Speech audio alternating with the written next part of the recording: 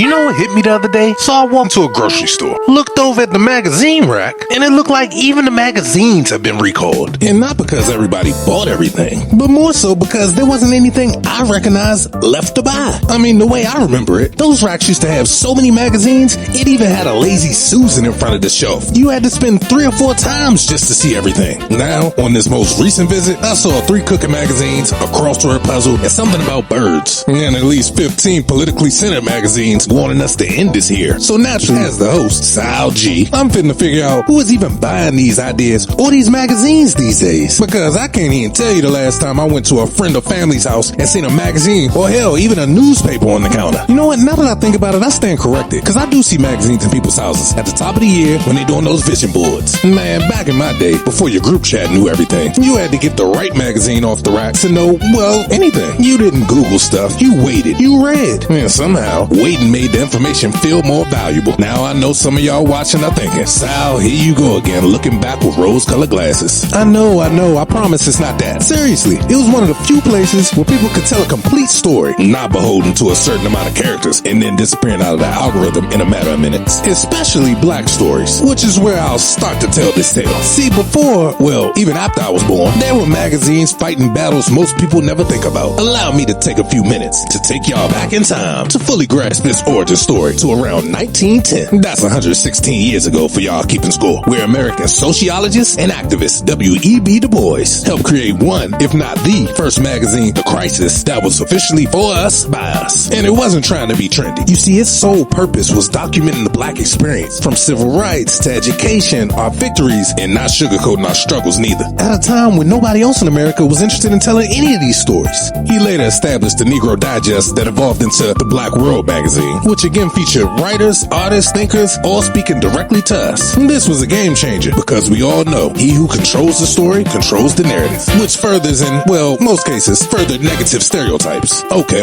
now that I established the foundation that started it all, let me fast forward to 1945 with a man named John H. Johnson, who had the brilliant idea that what if Black America had a magazine that celebrated black excellence every single month? And that idea became none other than Ebony magazine. Now let me tell y'all something. Growing up, you don't remember the first time you saw an Ebony magazine because Ebony was just always there, like plastic on my grandma's living room couch. You don't remember life before, nor do you remember ever seeing it in the stores. One day, it was just part of your life. And on grandma's coffee table, you always saw Ebony magazine with her address in the corner, meaning she been had her subscription. I mean, even the barbershop had Ebony, and every cover made black success feel, well, normal, as it should have. From actors, athletes, doctors, lawyers, business owners, with families smiling, people dressed sharp. I'll even admit, as a kid, I didn't realize how important that was. I just thought, man, black people stay accomplishing stuff. And looking back, that magazine was quietly telling us, you belong everywhere, without ever even saying those words. Along with Ebony, I gotta mention Jet, which was also created by the American businessman and publisher John H. Johnson,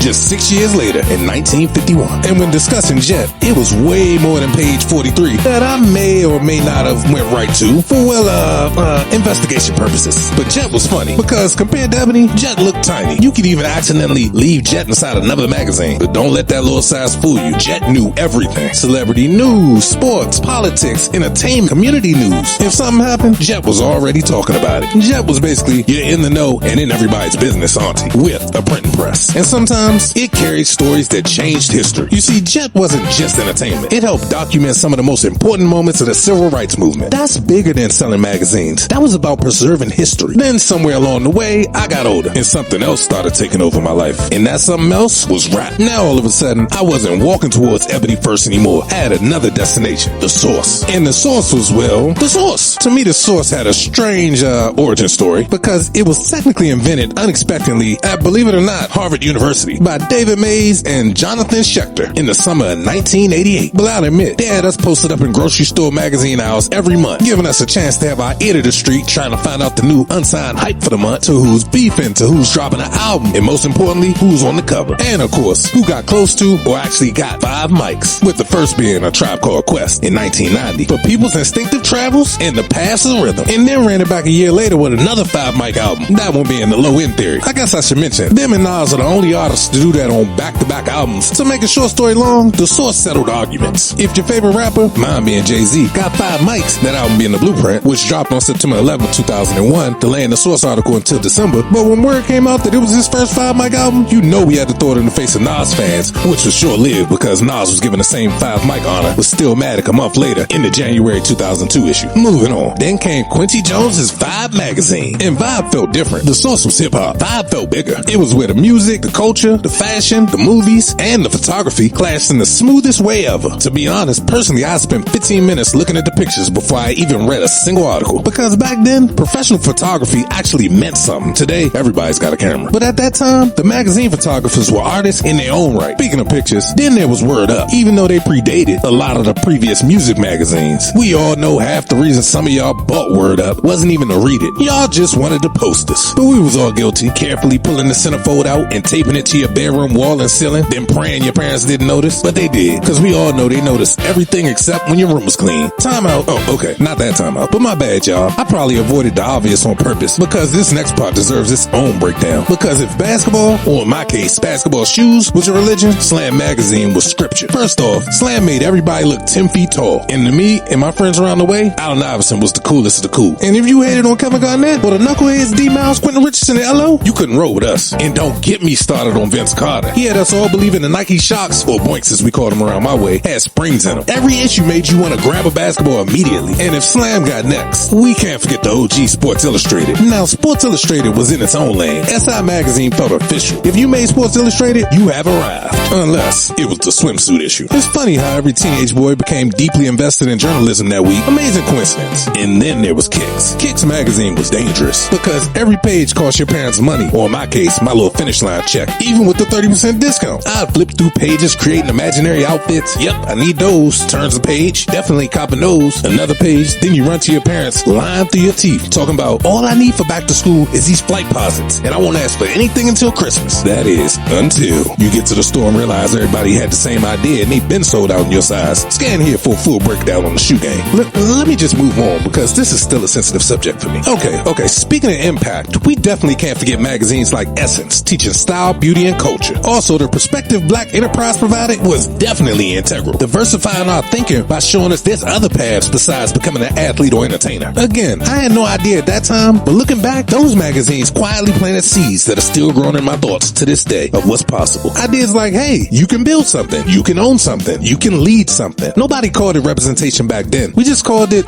seeing somebody that looked like us doing something amazing you might have never considered. And we all know now seeing is believing. While I'm mentioning other magazines that ruled my childhood, I can't go any further without mentioning video game ones like EGM and Game Pro and Nintendo Power that provided us with walkthroughs and demo discs. Sidebar, that's probably why I remember playing games that I never remembered owning. Well, between that and Blockbuster rentals, of course. So what did cause this issue? Or, well, in this case, lack thereof. Because people didn't just wake up one day and say, I'm going green, man. That's right, no more wasting paper, and I'm gonna start with magazines. And digital caught on too slow to destroy magazines overnight. You see, what had happened was, it was slowly sort of compartmentalizing every single thing magazines used to do, and handed each job throughout the internet. You see, magazines used to package all that together by, well, professionals. Now it's scattered across hundreds of different apps. Then advertisers realized instead of paying one magazine to reach millions of readers, they could pay websites to target one specific person. You scrolling while pretending you listening to this episode. I'm watching you. And for Black magazines specifically, the challenge got even bigger. On the bright side, today the beautiful part is there's way more Black content than ever. More creators, more voices, more stories, which is